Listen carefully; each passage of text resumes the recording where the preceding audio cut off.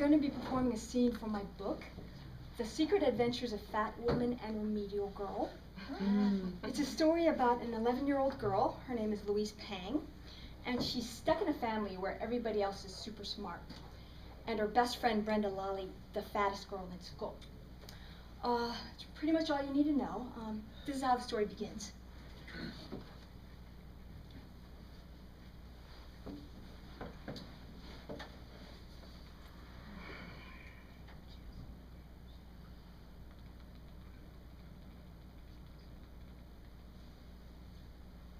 The year I turned 9, my grandmother tried to kill my grandfather. He had went to the hospital for an operation. He was all hooked up and plugged in with wires and tubes running in and out of every opening.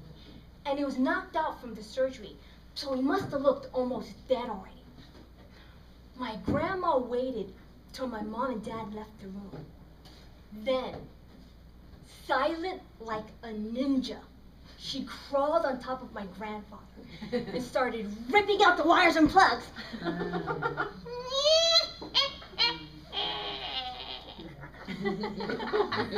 My grandma was 79 at the time and probably weighed about 80 pounds, but it took my mother and father and a nurse to pull her off. I don't care if she is your mother, I heard my mom say to my dad.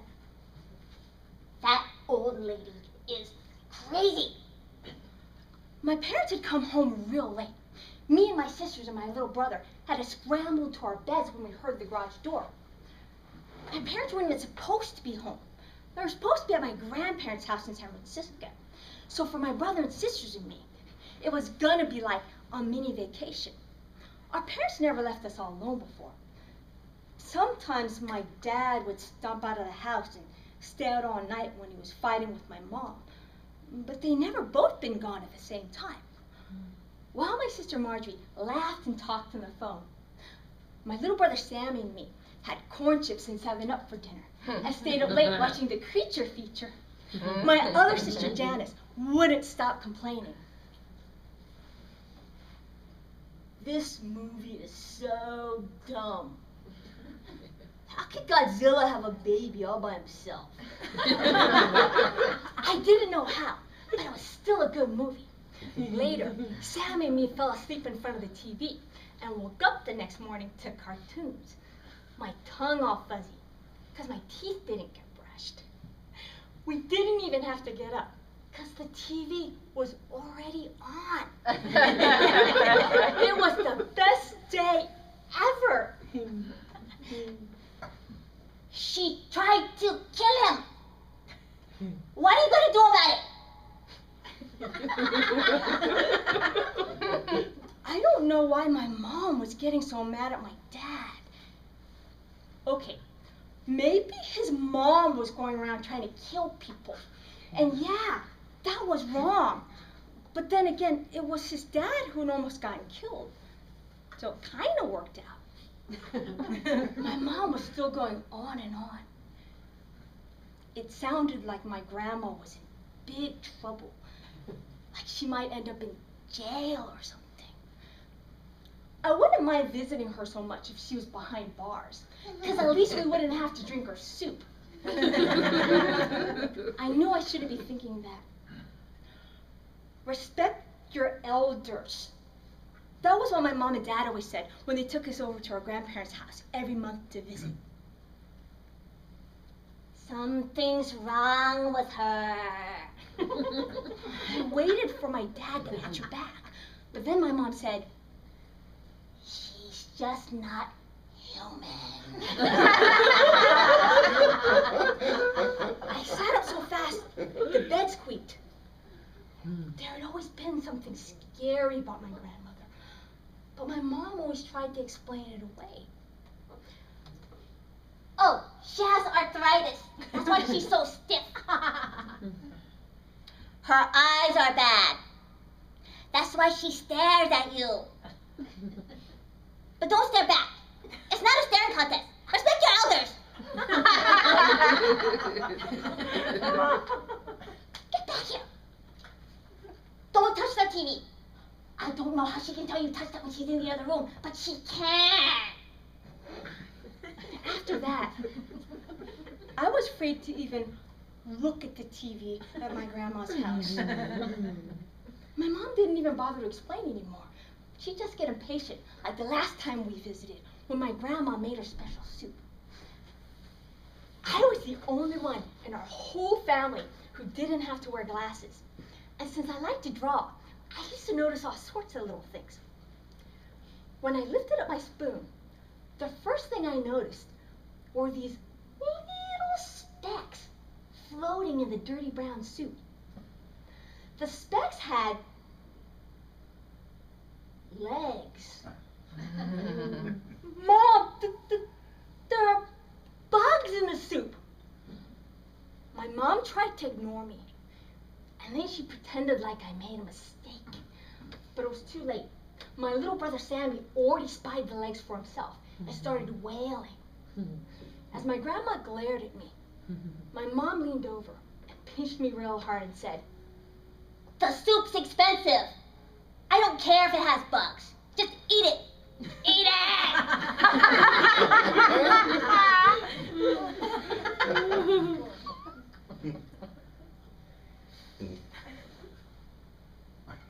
Ow!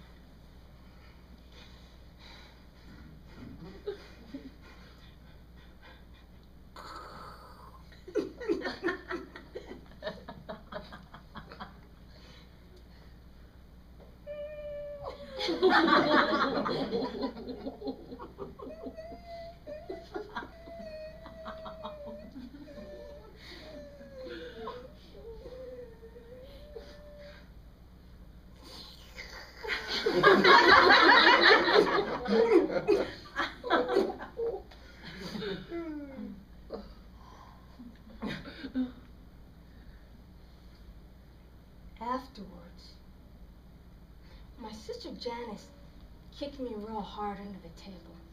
Ow! Because she wouldn't have known about the bugs if I hadn't spoke up. Janice was the one with the genius IQ, while I got C's if I was lucky. But it just seemed dumb to think that knowing would make any difference. We had eaten bugs. Bugs! All because of my grandma.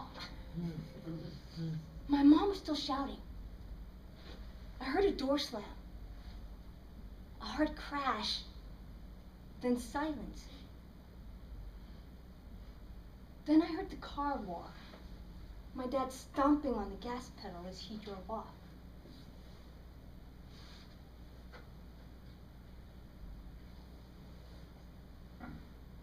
I could hear my mom crying.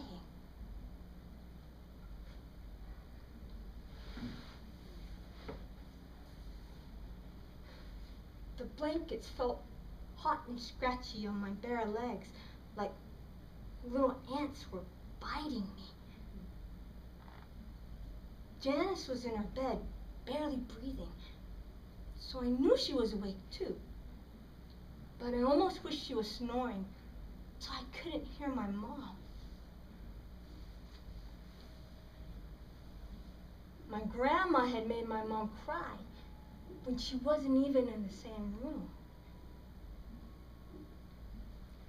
I wish my grandma was one in the hospital and somebody tried to unplug her, except that would never happen, because normal people don't do stuff like that. just my grandma. But as I pressed my face into my pillow to block out the sound of my mom crying, all I could think was,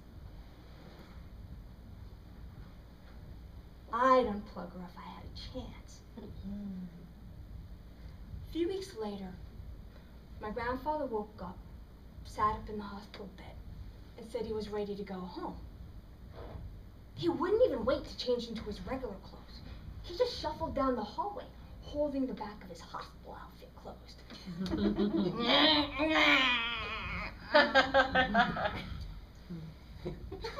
My dad came back home again, too.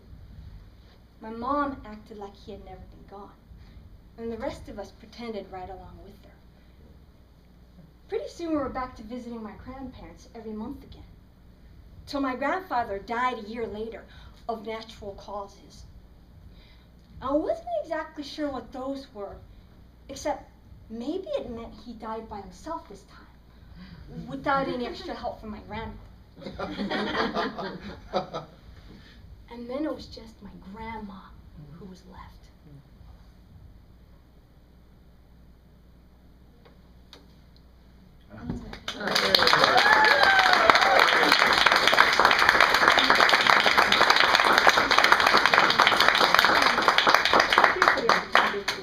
So, I have cards if people want to check it out. Yeah, sure. What's your name again? My name is Sarah Lau. And the show actually, I started out with like a short story, like many years ago. Started out with a short story called Crazy Grandma. And it just got longer and longer and longer and longer and longer and longer. And I thought, oh my gosh, this is a book, but I can't call it Crazy Grandma. Nobody will buy it, right? But nobody bought it anyway. So then I thought, okay, maybe my stuff is a kind of thing that people like to listen to. So then, many years ago, well, not a few years ago, I recorded all the chapters, and I thought, okay, this is great, okay, now what do I do? So I didn't know what to do with it, so I stuck it in a little box. And so I had these two little these boxes, right? I had this manuscript box, and then I had this little, like, CD box, right? And then it didn't go anywhere. So this year, I thought, you know something? There's this thing called the internet, and maybe I should stick that stuff on there. And then people could whatever with it, and they could do the thing. The internet thing. And so I did that, and then along the way, I sort of decided that, instead of having it in that box, I would take it and try to get it published. Instead of having it on those little CDs, I would put it on the web. And then I realized that there was actually this place that it intersected. And so there was this niche that I had, this niche, and I think I'm the only person in this niche. I'm a novelist who adapts her stuff into shows. And so I've got like a 90-minute show for this particular book, and so I hope, I've got another project, I told you, Steve, about it, called Santa Claus Must Die, which I'm going to develop into a book in like a 90-minute show, and so hopefully folks, if I'm performing, if folks will come check it out or do whatever you want to do with it, hey, But that's just my little story that I tell. But it's a solo show. I play all the parts. Brenda, Janice, the mom, the dad, Louise, the crazy grandma.